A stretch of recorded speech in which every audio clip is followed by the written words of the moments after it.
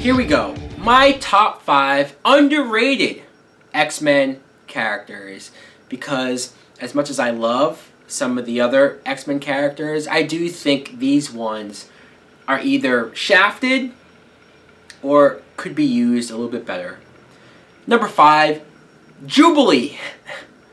And I even laugh hearing myself put Jubilee on this list because every time I talk about Jubilee and how cool I think she is, people laugh at me and say, really, Jubilee, the girl who shoots firecrackers out of her hands? Really? I know, okay, fine, maybe her ability is a little lame, but in the animated show, I always thought it was cool that even though the X-Men, they all look pretty different from each other, I like that here it was this Asian chick who was a pretty good role model for young girls. She was a strong, independent woman who could hold her own, and she had a cool mentor relationship with Wolverine where he helped her out and protected her. I thought there were some cool things about her character, and if you watch the first 2 X-Men movies, Jubilee is there. Just if you don't already know who she is, you won't recognize her or spot it. And I know that there were rumors that she would come back for Days of Future Past, and I was looking forward to that. I saw the fan art, and she looked badass, and then at the last second, they took her out. And that sucks. I mean, you mean to tell me you have all of those mutants at the very beginning, and none of them could have been Jubilee? Great. I guess I'm the only person that's complaining about this. In the comics now, they turned her into a vampire. A fucking vampire! Why?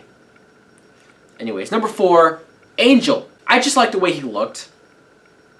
The angel wings, usually his silhouette, I thought was pretty poetic, and him flying through the sky, it was a pretty cool image just on that alone. And then when I looked him up and I see that he's one of the founding members of the X-Men, he's from the First Class, him along with Cyclops, Jean Grey, Beast, I respect the character for that. And it always bothered me that in X-Men The Last Stand, they brought Angel in, really for what? Sure, they got some aspects of his backstory right, with his father being in the government and wanting nothing to do with mutants. Okay, fine. But when he does leave to join the school in the group, what does he do? Nothing. He saves his father, and then he flies around in the background. Wow. Not wasted at all. Number 3, Rogue.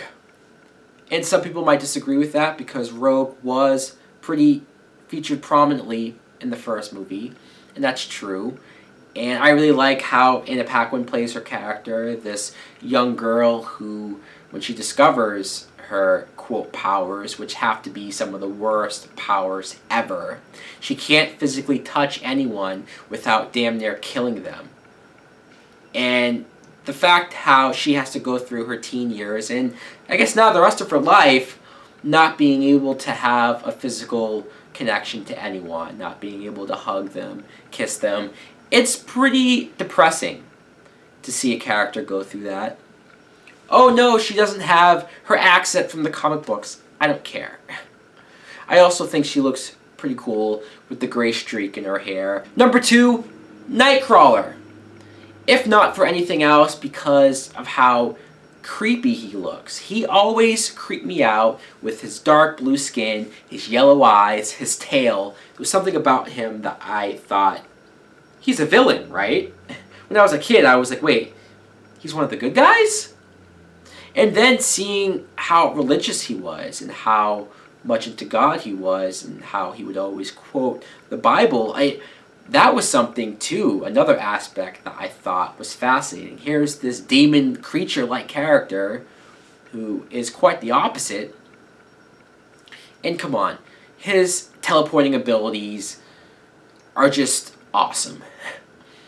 I love that scene at the beginning of X-Men 2 where he goes into the White House and he's trying to kill the president.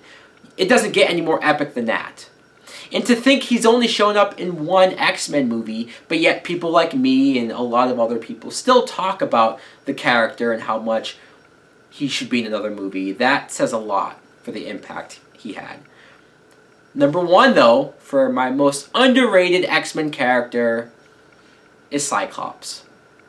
I admit Cyclops isn't one of my favorite X-Men characters. When I used to watch the 90s animated show as a kid, I used to see him and thought, alright, I liked his laser powers, but he looked kind of silly, the blue costume and the yellow. There wasn't really much for me to gravitate to him, but I always respected him as the leader of the group. And the fact that Professor Xavier trusted Scott to not only take over the school, but to lead these mutants into battle. Then you come to the movies, and James Marsden was a great choice for Cyclops. I really like him as an actor. And, okay, maybe the first movie he starts off being the leader, but the rest of the films, it's Wolverine's show. And there was no room, I guess, for Cyclops to do anything. And what they do, especially with him in the third film, how they just treat him like shit and kill him off in 10 minutes, always pissed me off. I know that there are circumstances around that. Still, that's not the way that you treat the leader of the fucking X-Men. And then you even get to X-Men Origins, and why the fuck is he in that movie? Why?